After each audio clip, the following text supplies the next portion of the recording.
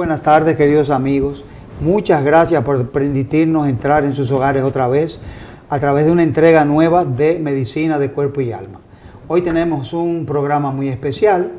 Como siempre, la doctora Alba Luz nos va a hablar en su cápsula dermatológica sobre el cuidado de la piel de recién nacido. Así es. Yo les hablaré de la espiral de Fibonacci en la naturaleza y tenemos una invitada muy especial, la doctora Nahuel Mercedes Delgado, neurooftalmóloga, quien nos hablará de todos los temas neurooftalmológicos y nos va a enterar de qué se trata la neurooftalmología. Así que luego de la pausa, siga con nosotros y no lo cambie.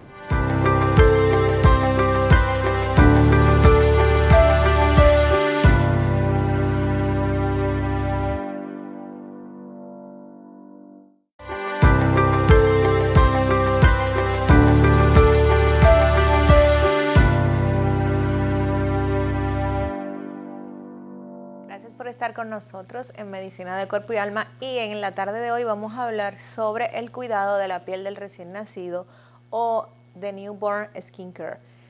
Lo del recién nacido tiene una piel nueva, que no tiene memoria, que ya está en el ambiente y que debe de mantenerse en condiciones óptimas para que ese bebé que va creciendo no adquiera enfermedades por un mal cuidado cutáneo. Una de las cosas que tenemos que tomar en cuenta en el recién nacido es lo que usamos diariamente para higienizar la piel. Nosotros recomendamos a los dermatólogos que con un solo baño al día es suficiente para un recién nacido. Y ojo, este baño no debe incluir diariamente el cuero cabelludo. 2 veces a la semana que se le lave la cabeza al recién nacido es suficiente para mantener una higiene adecuada del pelo, de la cabeza, y también, aunque lo bañen diario, no mojar la cabeza todos los días. El jabón que se va a utilizar para bañar a un recién nacido debe de ser sin olor, ya que los jabones que huelen mucho pueden producirle rinitis o lo que nosotros conocemos como pituita, y también producir congestión nasal en el niño. Entonces existen líneas dermatológicas que vienen para recién nacido que tienen mucho aroma. Lo ideal es buscar una línea que no huela prácticamente, que sea baja en olor. Otra cosa importante es que deben secar bien al niño. Cuando el niño se baña, en el área de los pliegues del cuello, debajo de las axilas, si está muy gordito, entre las ranuras que tienen los bracitos y la pierna, tienen que secar bien esa área, porque aquí crece un honguito que se llama cándida y el recién nacido comienza a tener cambios de coloración en esa área. Pueden ser manchas rojas o manchas blancas donde se encuentran los rollitos. Eso es muchas veces porque se queda agua en ese pliegue y comienza a crecer ese hongo. Entonces recomendamos el secado de los pliegues, y si tienen alguna crema a base de óxido de zinc también se le puede colocar en donde se encuentran los rollitos o en el cuello. La higiene del cordón umbilical hasta que cierre es vital para evitar que el recién nacido se infecte por ahí y pueda eso comprometer inclusive la vida del recién nacido. Muchas personas utilizan cosas para el cordón umbilical, para la cicatriz, le ponen monedas, le ponen fajitas. Realmente lo importante es mantener la higiene del cordón, de esa área ahí donde se corta el cordón umbilical, del ombligo. Y nosotros recomendamos siempre higienizar al recién nacido con agua potable, ya sea de botellón o hervida, agua buena. Se lava el área del ombligo con un jabón neutro, sin olor, y se seca bien. Con eso es suficiente una vez al día. Nosotros no recomendamos que se le estén poniendo al recién nacido monedas y esas cosas para ayudar a que no le crezcan hernias al recién nacido, ni pesitas, porque cuando cerramos esa parte, entonces crecen bacterias ahí, lo que hace es que se contamina la cicatrización del área del cordón umbilical. Por eso no recomendamos realmente que se le estén poniendo ninguna cosa que obstruya la cicatriz, porque entonces vamos a producirle daño al niño más que bien. Y otra cosa muy importante, si el niño nace con la piel seca y que se está descamando, lo ideal es no ponerle jabón de Castilla ni jabón de avena. Utilizar un jabón de miel o un jabón de glicerina que le va a humectar esa piel y le va a poner esa piel muy bien, muy adecuada, y el paciente ni siquiera va a sentir picazón porque se va a humectar. Los jabones de Castilla y los jabones de avena son jabones que resecan la piel. Si el niño nació descamándose, hay que ponerle un jabón humectante. Y les recomendamos aquí que pueden utilizar la glicerina, que huele bastante poco, o uno de miel. Y hasta aquí mi cápsula en la tarde de hoy. Vamos a seguir nuevamente luego de la pausa con el doctor Estrella y nuestra invitada de hoy, que es la doctora Nahuel Mercedes, médico oftalmóloga, neurooftalmóloga, con una entrevista sumamente interesante en nuestro espacio. Estamos muy agradecidos de su visita aquí. Y también recordarles que nosotros estamos en las redes sociales, en YouTube, también en Facebook, para que puedan visualizar la entrevista. Vamos a una pausa comercial y en breve retornamos con el doctor.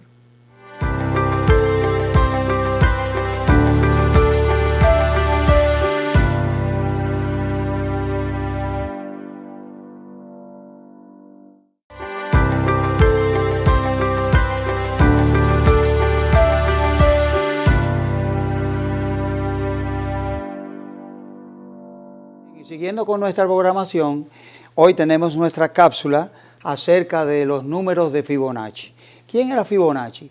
Fibonacci era un matemático italiano de antes de la Edad Media, quien fue educado, aquí tenemos una foto, matemáticamente cuando se pasaba de los famosos números romanos simbolizados por letras a números arábicos, que son los números del sistema decimal que tenemos ahora en la actualidad.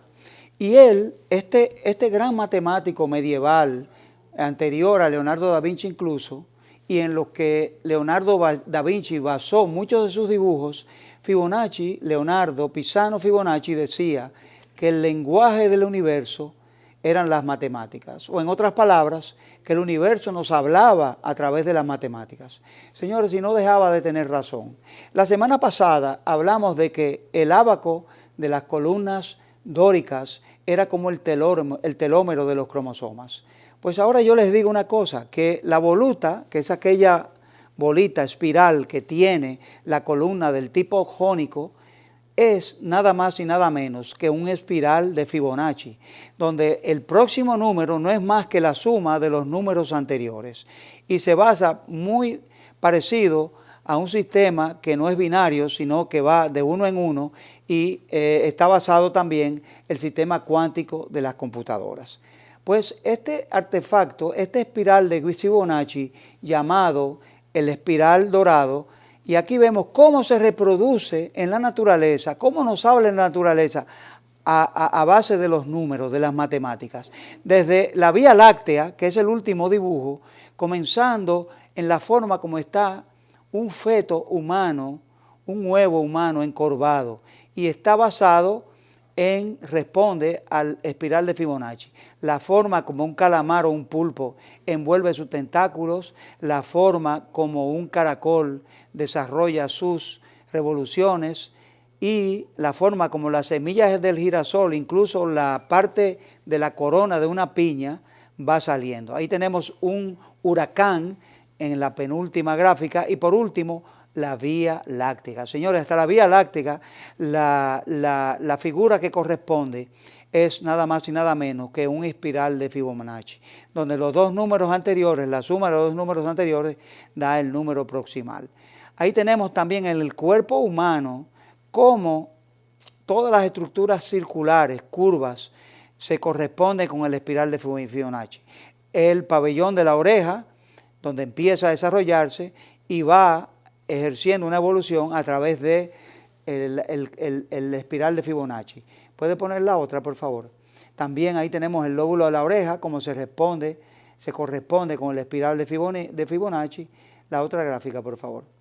Y tenemos también la columna del estilo jónico, como las volutas también. En aquella época, antes de Fibonacci, ya había esa forma para que la fuerza se distribuyera, la fuerza que soporta la columna se distribuyera en esos dos espirales, en este caso 4, porque la columna tenía 4 espirales, en cada vértice uno.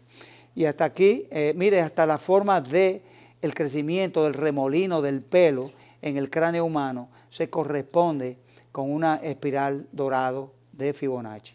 Señores, no deja de ser cierto, la naturaleza, el lenguaje de la naturaleza son las matemáticas. Y una de estas matemáticas es la fórmula que se corresponde a la espiral de Fibonacci. Aquí vemos los frutos, las semillas en una flor de girasol, como empiezan a salir de forma espiral. Así que esto ha sido nuestra cápsula médica en el día de hoy. Siga con nosotros después de la pausa con una entrevista con una neurooftalmóloga que nos visita hoy, la doctora Nahuel Mercedes Delgado, quien nos hablará de todas las afecciones en la neurooftalmología. Siga con nosotros después de la pausa.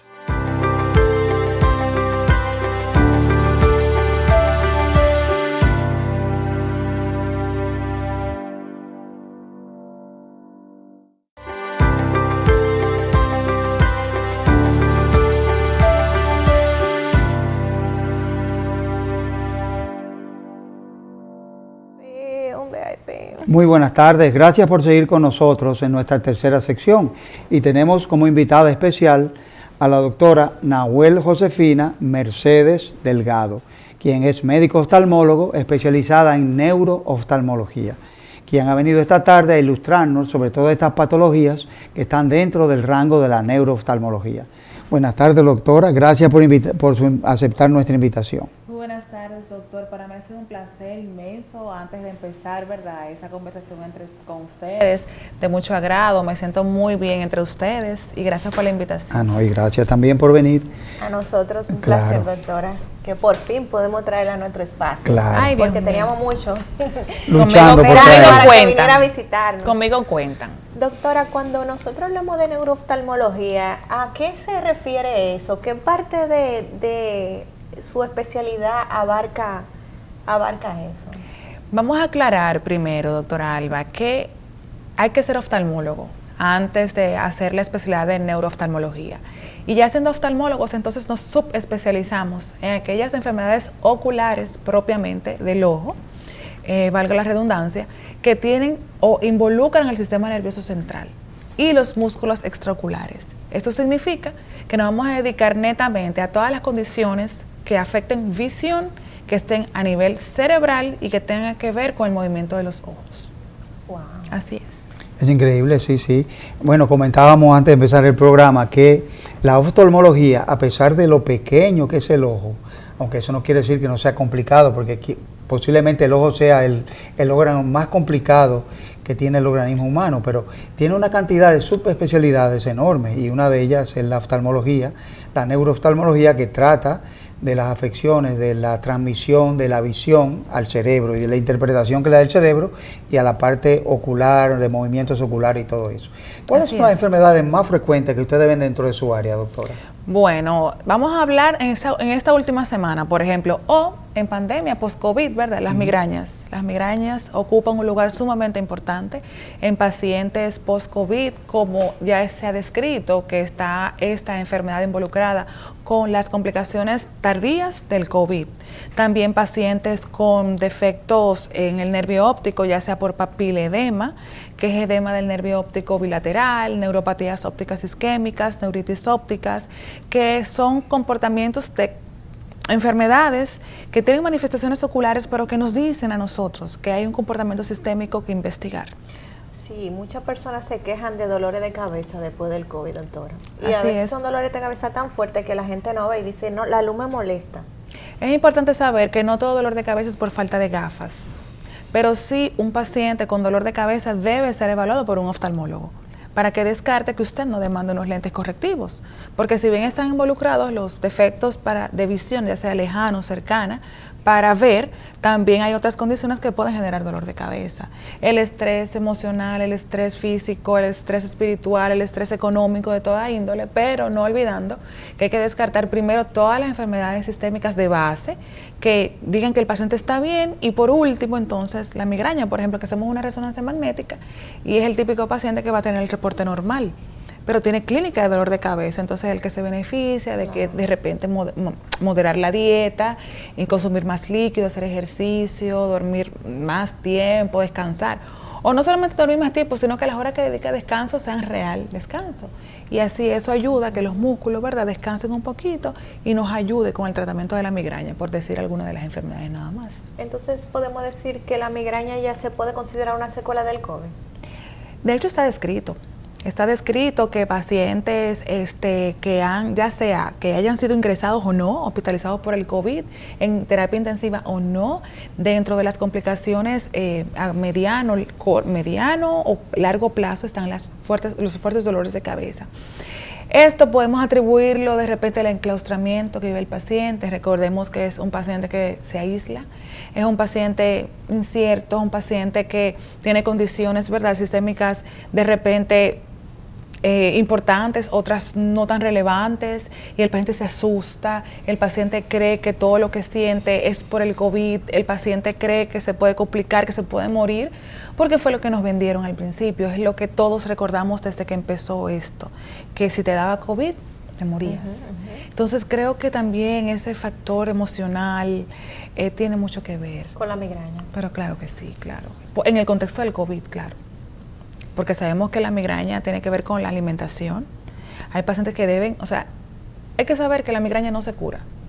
En primer lugar, hay familias que tienen migraña. Antecedente familiar de migraña, claro. El estilo de vida del paciente, lo que come el paciente. A veces, yo se lo digo en consulta, no se cura, pero el paciente se educa, se entrena en ese sentido. ¿Qué debes comer? ¿Qué no debes comer? Porque es muy fácil en un paciente particular. ¿Te sucede justamente lo mismo de este momento cuando te tomas una copa de vino tinto o 2 copas de vino tinto porque vino un familiar del extranjero, estás compartiendo con papá, con mamá, con la familia? Doctora, sí. Pero él nunca se había percatado de eso, nunca se lo habían preguntado. Entonces ya él, descartando que no puede tomar ese vino tinto, va sacando y ya va reduciendo de repente los dolores de cabeza. Las semillas, los frutos secos, los dulces, los quesos curados, de repente tienen que ver. Sí, los factores hormonales que están en las migrañas, ¿verdad? Hormonales en mujeres posmenopáusicas. Sabemos que las hormonas tienen muchísimo que ver con todo el componente orgánico, y el déficit de esta hormona no deja de lado que no duele la cabeza. En mujeres que nunca han sido migrañosas de repente.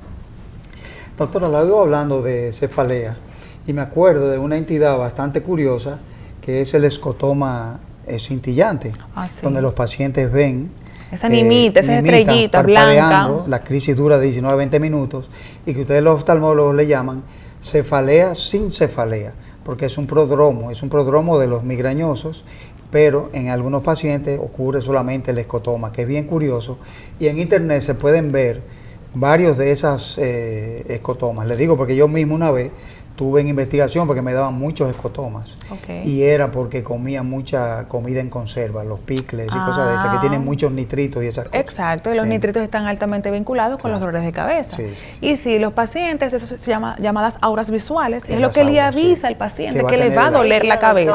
Pero ¿y el café, doctora, dolor de cabeza por casualidad del café? No. Diga eso. Te cuento, hay medicamentos comerciales que tienen el antiinflamatorio, el esteroide y cafeína. Pero hay pacientes que si no toman café les duele la cabeza. Lo asocian. Hay pacientes que si no comen chocolate les duele la cabeza, o que se comen el chocolate y les duele la cabeza. Hay muchísimos factores. De hecho, hace poco conversaba con unos colegas en un congreso que estuvimos de neurooftalmología de la Sociedad Americana, y que hay mucha controversia entre si no. No, nada que ver. Simplemente es algo que el paciente lo asocia y cree que en el momento, ¿verdad?, le está generando dolor de cabeza por el déficit de. Sí, pero no que porque hoy no me lo he tomado. Hoy no me lo he tomado, me como duele la cabeza. Como que va a un ladito, tengo como una penita, mi tacita, y como que se quita el dolor de cabeza. Eso es psicológico, entonces. Podemos decir que sí, que es psicológico. Y en la parte de por ejemplo, de la retinopatía, tanto diabética como hipertensiva, ¿entran ustedes los neurooftalmólogos? Entramos todos los oftalmólogos generales. Exacto. Porque hacemos fondo de ojo, que debe hacerse siempre en una evaluación oftalmológica normal. Entonces, al hacer el fondo del ojo, se visualizan cómo están los vasos de la retina, y de acuerdo a sus características es que lo vamos a clasificar. Y si es una retinopatía hipertensiva, si es una retinopatía diabética, en el contexto de la patología de base del paciente. Pero nosotros generalmente cuando describimos esos fondos de ojo, lo mandamos al especialista de esa área. Y en el caso de la hipertensiva, es un paciente de repente hipertenso que no lo sabe, o un hipertenso descontrolado, y va para el cardiólogo de cabecera, ¿verdad?, a que lo controle. Y si es una retinopatía diabética, va con el retinólogo, que es quien se dedica a esa parte. Doctora, ¿y los niños? ¿Los niños van al neurooftalmólogo? ¿Cómo llega el paciente donde ustedes ¿Es un paciente referido o el paciente pide una consulta directamente con la especialidad? Generalmente el paciente neurooftalmológico es un paciente referido. Es un paciente visto por un oftalmólogo general o un subespecialista en oftalmología de otra rama que entiende que por los hallazgos y el comportamiento del motivo de consulta del paciente debe ser visto por nosotros. Como dijimos al principio, dolores de cabeza, visión doble, de repente que un ojo se mueve de manera inadecuada, que un párpado se mueve de manera inadecuada, por decir algunos solamente, ¿verdad? Y los niños no son la excepción. Los niños se ven en la consulta neurooftalmológica y la entidad o la enfermedad más conocida en esos pacientes son las migrañas. ¿Pero por qué? Las golosinas, los cereales, las galletas, los conservantes, claro.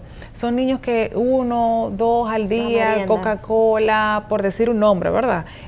Pero todo eso, refresco de botella, las papitas, todo eso tiene colorante. Mucho azúcar también. Entonces, por eso nos visitan los pacientes pediátricos. Doctora, y esos pacientes con estrabismo, es decir, lo que se conoce popularmente como los virolo. Viscos, virolos. ¿Eso se encargan ustedes, los neurooftalmólogos? Sí. Una pregunta sumamente interesante porque el estrabismo puede ser congénito, el paciente nació con la desviación y generalmente eso involucra al pediatra, al estrabólogo, oftalmólogo, estrabólogo, ¿verdad? Cuando es adquirido, esto es cuando el paciente comienza a desviar los ojos, tendrá sintomatología y esto es, no veo bien, hay cierta inestabilidad, veo 2 imágenes, una encima de la otra, una al lado de la otra, entonces ahí entramos nosotros, buscando la causa. Generalmente son muy benignas las causas, hasta una migraña te puede poner a ver doble, puede desviarte el ojo, ¿verdad? Y en los casos más extremos, por ejemplo, lesiones ocupantes de espacio, por ejemplo, un tumor a nivel cerebral, que es por el lugar donde esté ocupando, la lesión pueda producir el estrabismo. Pero sí es un tema que nos ocupa. Que le ocupa a usted, sí, señor, sí. Es muy frecuente en los niños también. Muchos niños lo tapan en un ojo. Porque un ojo vago. El ojo vago, porque le tapan el ojo que es hiperactivo, para que el ojo vago entonces se desarrolle. Para que trabaje, para que se acostumbre, para que vea el ojo que no ve muy bien. Eso no sería parte del hecho de que somos diestros o siniestros. También hay un ojo, un hemisferio que gobierna al otro. No. En la consulta neurooftalmológica siempre preguntamos al paciente con qué mano escribe. Entonces, si escribo con la mano derecha, mi hemisferio dominante es el izquierdo, claro. Y viceversa. Entonces, eso es un momento importante porque a la hora de evaluar al paciente, de acuerdo a su sintomatología, yo puedo saber, ¿verdad?, si el paciente se beneficia de una terapia rápida, si me va a colaborar o cómo abordar a ese paciente. Pero no tiene que ver con la predominancia del hemisferio dominante, ¿no? Doctora, ¿y la utilización de las tabletas y las cosas electrónicas dan migraña en los niños? Terrible. No migraña. También, que no migraña, en este caso. Doctora, no migraña. O sea, la cantidad de niños que hemos visto en la consulta con lentes en pandemia, más del 80, 85, hasta puedo decirte que casi un 90% salen con lentes, con miopía, básicamente. Bueno, estás obligando a esforzarse y todos los niños que no usaban lentes ahora entraron al colegio con lentes, hicieron todo este año escolar con gafas. Y los que no, fueron a mitad de año escolar buscando lentes.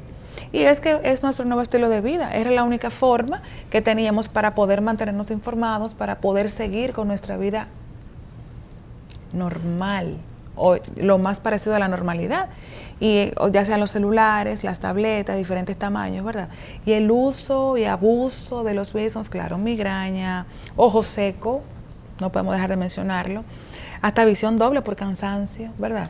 Y pacientes con defectos refractivos, astigmatismo y miopía, por el constante uso. Se profundizan también, ya son conocidos de miope y que tienen mucho tiempo en la tableta y cuando se van a evaluar están peor. Así es, hasta insomnio, porque imagínense, toda esa luz ahí, todas esas horas, ¿verdad? Sin descanso.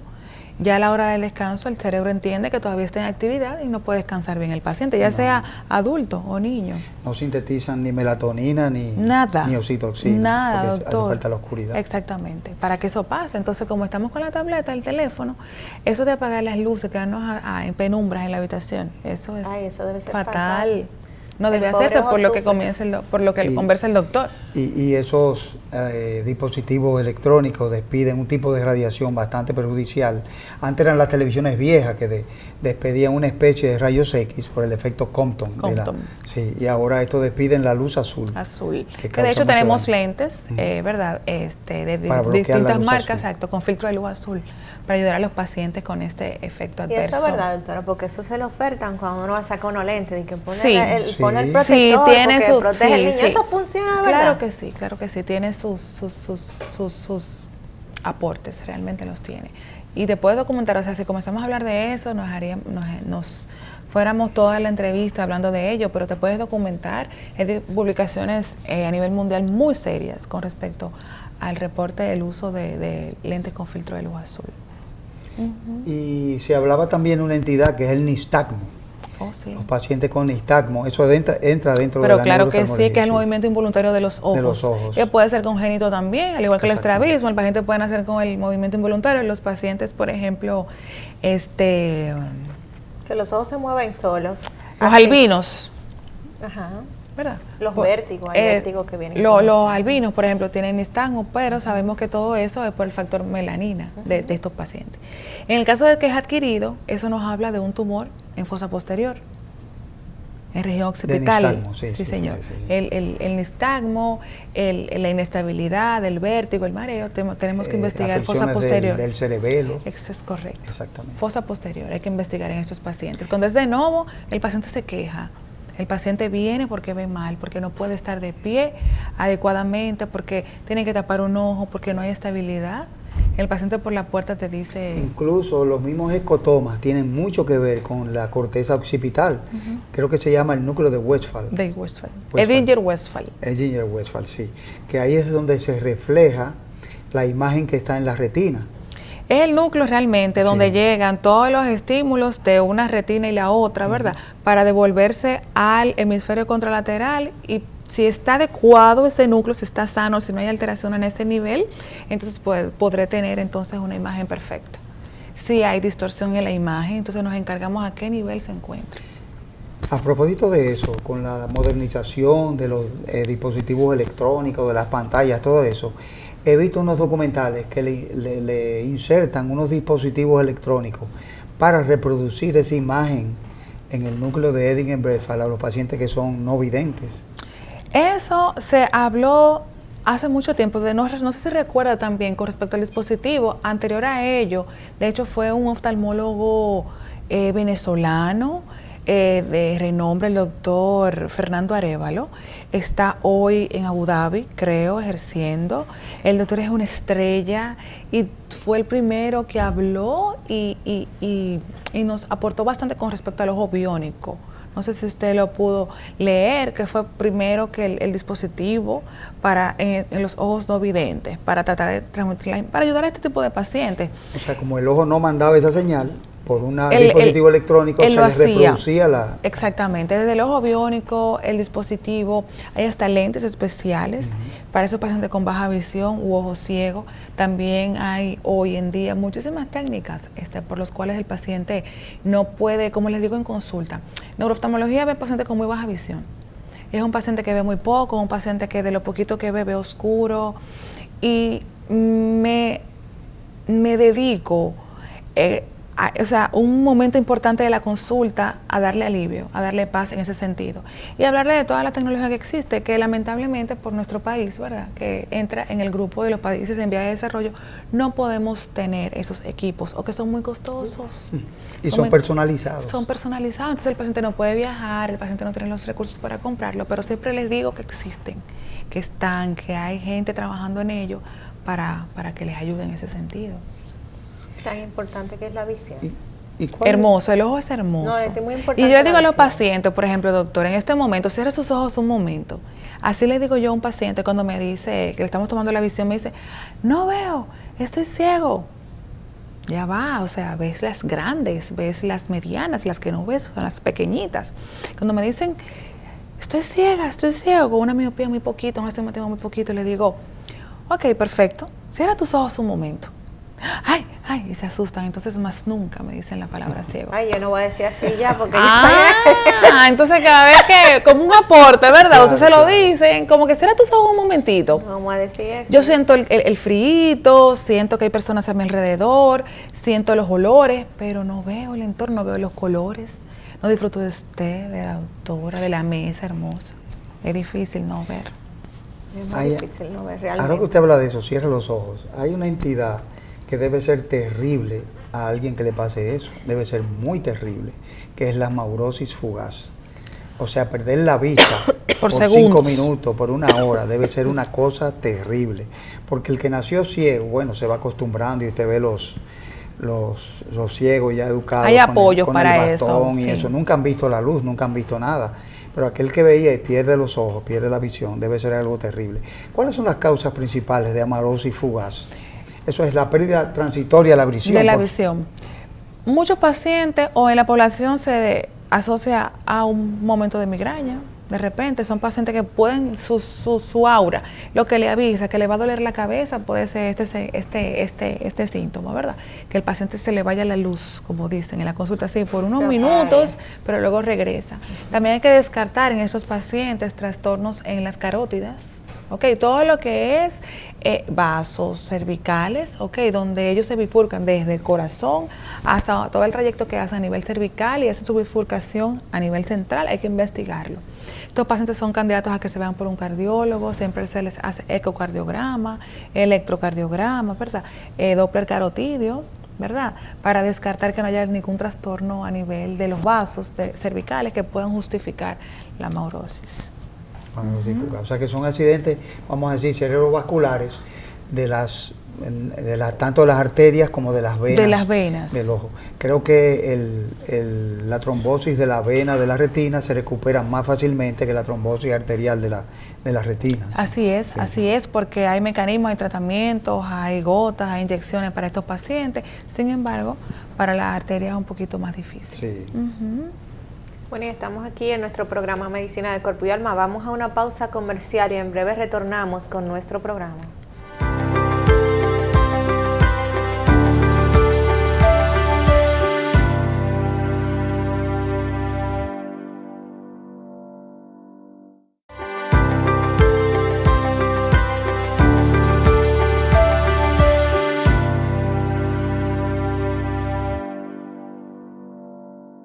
De Cuerpo y Alma, estamos en nuestro tercer segmento conversando con nuestra invitada de hoy, la doctora Nahuel Mercedes, médico oftalmóloga especialista en neurooftalmología, y estamos hablando de todo un poco de la especialidad de oftalmología y queremos preguntarle a la doctora una de las entidades que se presentan en las personas es la visión doble, y quiero, doctora, que nos aclare ese punto acerca de la visión doble. ¿Cuál es el término médico para esto?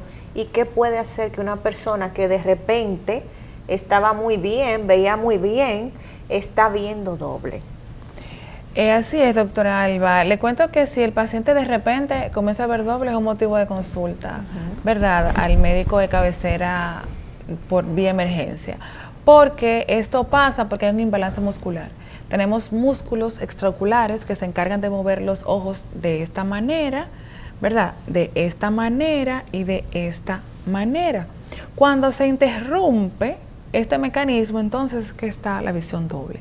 Cuando el ojo no puede, ¿verdad?, fusionar una sola imagen. Entonces ahí comienzan los trastornos de visión doble o visión borrosa. Algunos pacientes a veces no lo reconocen. Es importante saber que la visión doble o diplopía, que es la que nos ocupa a los neurooftalmólogos, es la que es binocular.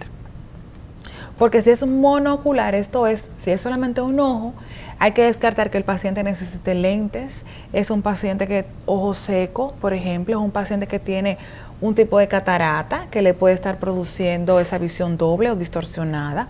Un paciente que puede tener trastornos en la retina, en el área de visión central, en la mácula. Pero si al momento de ocluir un ojo, la misma desaparece, me hace pensar que es monocular. Si destapo, desocluyo y veo doble, ya sea una imagen arriba, dos imágenes una encima de la otra o una al lado de la otra, me hace pensar en una diplopía o visión doble neurológica. Y si comenzamos a hablar de todas las enfermedades neurológicas que pueden producir visión doble, tenemos la miastenia, tenemos pacientes, por ejemplo, hasta una migraña te puede dar visión doble, que es transitoria. Estos pacientes pediátricos, que son las migrañas oftalmoplégicas, ¿verdad? Que son los pacientes que después de haber consumido altas dosis de colorantes, de dulces, ¿verdad? Por segundos el ojo se desvía, el paciente ve doble y te da la impresión de que el paciente tiene alguna desviación. En pacientes también añosos, ya operados de cataratas o que usan lentes por defectos refractivos altos, por la edad ya no pueden de repente hacer los movimientos del ojo completo. Si van a leer, tienen que hacer más esfuerzo para leer. Si van a elevar la mirada y mirar el fondo, tienen que hacer más esfuerzo para enfocar. Eso se llaman forias descompensadas en pacientes añosos que siempre han tenido ese defecto de repente, pero que cuando eran jóvenes, parpadeando varias veces o cerrando los ojos un momentito, manejaban eso y ya dejaban de ver doble, pero con la edad se hace más imposible. También es un motivo de consulta frecuente. Y gracias a Dios hoy en día tenemos muchísimas formas de resolver la visión doble. ¿Y por qué los pacientes que han ingerido altas dosis de alcohol ven doble también? Muy interesante. Esa pregunta siempre la hacen porque a raíz del comentario que le hice hace poquito, son pacientes que tienen alguna desviación, alguna foria, algún movimiento del ojo incorrecto que tienen la forma de compensar. Pero al darse unos traguitos con unos amigos, mi amigo se da cuenta, ¡epa! Pero tú tienes un ojo hacia adentro o un ojo hacia afuera. Y de repente el paciente no lo note, pero su acompañante sí lo nota. Y luego que pasa el efecto, el paciente vuelve a la normalidad. O sea, es el cuento sí, puede pasar. Eso es la historia, el chiste del borracho que va conduciendo y de repente frena. Y dice, ¿qué pasa? Todo el mundo asustado. Dice, no, que estoy viendo la carretera doble, no sé para dónde coger, si para la izquierda o para la derecha. Era una sola carretera, pero estaba viendo doble. Y él se paró a decidir por cuál iba a coger. Pero era a raíz de su complicación, sí, ¿verdad? Sí, de sus traguitos ahí pasados. Ahí se le bajó todo el mundo. Sí, porque verdad, la gente que toma alcohol regularmente y tiene trastorno del movimiento puede caer. Ustedes ven lo peligroso que es eso, o sea. Claro, por eso que no se puede. Porque no sé cuál es la imagen real. Y puede ocasionar un accidente catastrófico. Sí. Si yo no estoy fusionando, si yo no estoy dirigiendo el ojo adecuadamente a un objeto en específico. No sé cuál es el real. Claro. Eso es como que te coloquen las manos ahí y yo intente agarrar el dedo, la mano, no sé qué voy a hacer. Doctora, y eso angustia un poquito también al paciente. No debe manejar. El que está tomando no debe conducir, porque hay cosas que son evitables. El que tome que no conduzca, que ponga otra gente que guíe. Exacto. Sí, lo que hacen o un Uber, o qué sé yo, un amigo, tú me llevas. Fuera de aquí andan un grupo de amigos, ahí ese día el conductor designado. Ese no bebe. Ese es el que no debe tomar, el que va a guiar. Exactamente. Exacto. O el que toma menos. Porque hay que... No, sí, el que no beba nada. Es que uno no sabe, a veces tú bebes un chiqui y bebes doble. Claro. Con un poco, eso no va de la mano con la cantidad. Hay gente que con una copa bebe doble. Sensibilidad, pues alto grado de sensibilidad. Doctora, no quisiera que terminara el programa sin preguntarle una incógnita que tengo, y es que si la hidratación, las personas que no se hidratan bien durante el día, pueden presentar alguna manifestación ocular por deshidratación. Sí, el ojo seco está altamente vinculado con la deshidratación. No se hidrata. Un paciente también deshidratado puede tener dolores de cabeza y esos dolores de cabeza pueden tener síntomas oftalmológicos. Claro que sí, ahí va. Cuando usted habla del ojo seco, ¿usted habla de xeroftalmia o disminución de la presión intraocular? De la producción de lágrimas. O sea, disminución de la producción de lágrimas, que es de la xeroftalmia.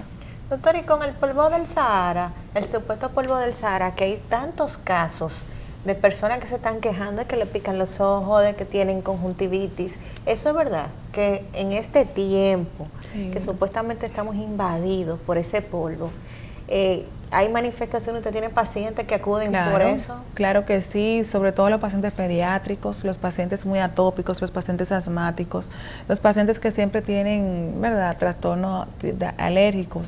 En estas fechas son más elevados los comportamientos de su sintomatología y el ojo no se queda de lado.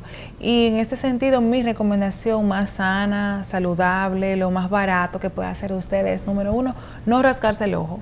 Y número 2, comprarse unas gotas humectantes de venta libre en la farmacia, la de su elección, la que usted pueda comprar. No lubricante. Lubricante, lágrimas naturales, lubricantes, hasta que usted pueda ver a su especialista oftalmólogo de cabecera. Eso es lo más sano, barato que usted puede hacer mientras tanto. Pero no se frote. Use las gotitas y si puede evitar el contacto al aire libre, evítelo. Sí, si puede cerrar los ventanales, que es imposible con estos calores que están, ¿verdad?, que estamos viviendo, un abanico de repente que pueda recircular el aire, ¿verdad? Y no ponerse cerca de los mismos ni de las ventanas, porque ese aire también va a afectar lo que es la película lagrimal. Porque inclusive la historia es, y lo que he visto en consulta, que llevan a los niños a los parques y áreas abiertas y llegan encendidos, que le pican los ojos, que tienen los ojos rojos o que están estornudando mucho y se lo atribuyen al polvo del Sahara. Está altamente vinculado para estas fechas, es real. Y tenemos pacientes tanto pediátricos como adultos con estos síntomas, claro que sí. Pero ya usted sabe, no se rasque los ojos, utilice lágrimas artificiales, lágrimas naturales, las que pueda comprar, la que le pueda expedir su farmacéutico, ¿verdad?, de confianza, hasta que pueda ir con el especialista. Me acuerdo de una colega suya que tuvimos aquí también que decía eso, no rascarse porque eso predispone a queratocono. Queratocono, trastorno de la córnea, claro que sí. Y los pacientes que usan lentes por astigmatismo alto, que se rascan furtivamente, también eso complica. Doctora, hay dos entidades, no sé si tienen que ver con la neurooftalmología, que son la retinitis pigmentosa y la degeneración macular. ¿Tiene algo que ver eso? La retinitis pigmentosa y la degeneración macular son ambas condiciones de la retina propiamente, lo ve el especialista en retina. El retinólogo. Exactamente. Las dos causan una importante disminución de la visión, complicada, o sea, bilateral, que puede ser asimétrica, pero es bilateral, con muy baja visión, donde hoy en día hay muchísimos estudios prometedores para estas condiciones, ¿verdad? Pero si le suena el diagnóstico o tiene un familiar con estas condiciones, es candidato de que ya ahora mismo está agendando para verse un especialista en oftalmología. Okay. Y yo pienso, doctora, que como nuestro programa lo ve la población dominicana, ¿cuál consejo o cuáles tips de alarma para visitar un neurooftalmólogo? ¿Qué puede presentar una persona que necesita una consulta con ustedes? ¿Qué signo puede ser un signo de alarma para ir a visitar su consultorio? Pacientes con pérdida de visión o uni o bilateral, de repente, se puso todo negro. Aparte de que le bajó la visión, el ojo le duele, dolores de cabeza frecuentes, mareos de reciente aparición que no ceden ni sentado ni acostado, dolores de cabeza, ya lo mencioné, y trastornos de la visión nocturna, nictalopia, ¿verdad? Por decirte solamente algunas, Alba, son motivo de consulta frecuente. La visión doble también, pero como les dije al principio, generalmente son pacientes que van derivados, van referidos, porque ya lo vio un colega y por los hallazgos es que refieren al paciente. Pero claro, muy bueno saber que en la República Dominicana contamos con esa subespecialidad. Sí, así es. Y bastante asequible, porque realmente antes el oftalmólogo veía todo. No habían como tantas subespecialidades de la oftalmología. En estos días quedé fascinada porque fui a una actividad de los reumatólogos y hablaron del ojo y la inmunología y me quedé impactada de lo complejo que es el ojo, pero también que nosotros disfrutamos de especialistas que salen del país a formarse y que están o sea, en los trastornos del ojo y las patologías del ojo. Ya hay un oftalmólogo prácticamente para cada patología en sí que presenta el paciente a nivel ocular. Y eso es bueno, eso habla muy bien de nosotros y del desarrollo del país también, porque y que los ojos no son unas estructuras que están ahí puestas en la cara, el ojo son el espejo del alma, el ojo me dice a mí cómo está tu salud. O sea, viéndote la retina, yo puedo saber si eres un paciente hipertenso, un paciente diabético, si lo sabes o no lo sabes, si estás controlado, si no estás controlado. Si eres un paciente que tiene otra condición en tu cuerpo, hay que investigar porque el ojo te habla, el ojo te dice, el ojo se inflama, el ojo te duele, el ojo no está normal, algo pasa. Y no pasen por alto ningún síntoma ocular. O sea, muy buena esa anotación de que, porque los médicos naturales y la medicina tradicional natural, y eso, la china, habla de que en el iris hay un órgano, hay una parte del iris que está asociada con un órgano, y lo oigo hablando y digo, no es el iris, es la retina la que dice cómo está el individuo. Así. O sea que eso no es cierto, ¿verdad que no? Que en el iris está representado cada órgano, cada parte del cuerpo. Los ojos son el reflejo del alma, doctor. Exacto.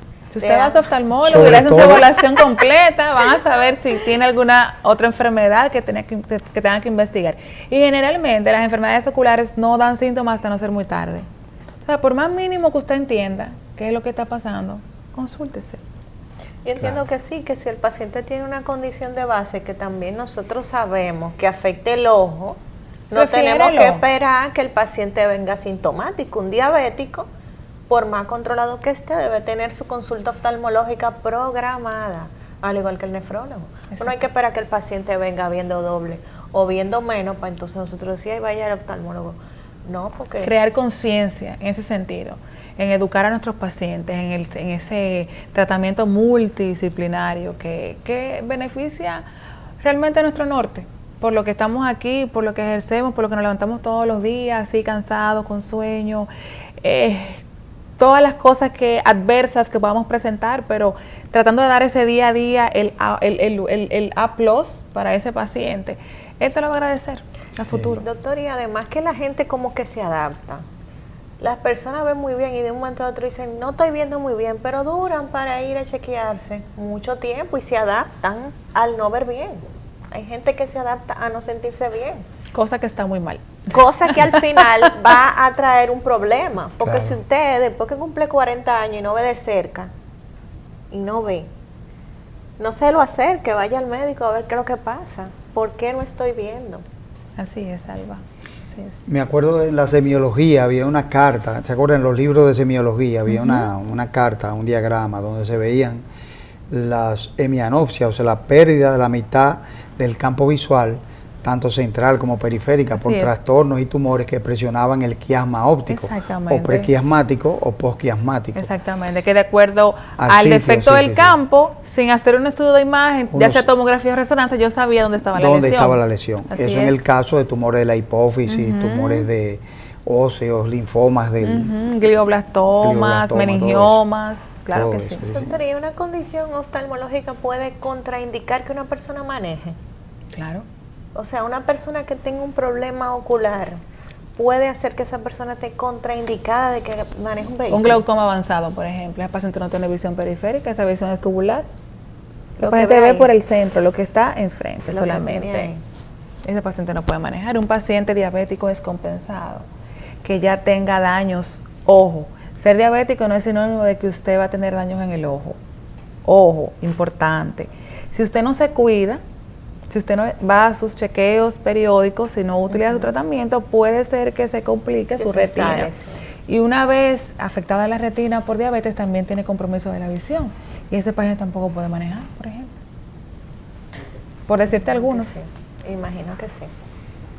Bueno, el tiempo, somos esclavos del tiempo de televisión, pasa muy rápido, y sobre todo conversando con la doctora Nahuel Mercedes Delgado, temas tan interesantes, ¿verdad? Esperamos tenerla de nuevo. Excelente. De vuelta, claro que sí. Y que saque tiempo para nosotros. Sí, y también a los amigos televidentes, darles las gracias por habernos sintonizado en otra entrega más de Medicina de Cuerpo y Alma, los domingos de 2 a 3 en Cinevisión Canal 19. También nos pueden ver en YouTube y en nuestras aplicaciones de Instagram y Facebook. Así que muchas gracias, siga con nosotros en Cinevisión.